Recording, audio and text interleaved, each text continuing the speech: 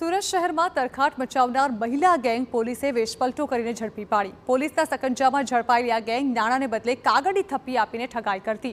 ત્યારે ચોક બજાર વિસ્તારમાં સીસીટીવી કેમેરામાં ગેંગના સભ્યો નજરે પડતા પોલીસે શાકભાજી વિક્રેતા ચાની લારીવાળાનો વેશ કર્યો અને ધારણ કરી વોચ ગોઠવી અને મહિલા ગેંગને પકડી પાડી છે।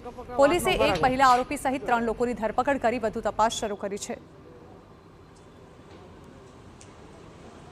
ये जे आरोपी जे जग्या पर था त्या चौक बजार પોલીસ કર્મીઓએ વેશ પલટો ધારણ કરીને કોઈ શાકભાજીના વેચના બને તો કોઈ ઈંડાની લારી રાખી હતી, કોઈએ દાબેલીની લારી રાખી, એવું લારી પર એ લોકો નોકરી કરેલી હતી।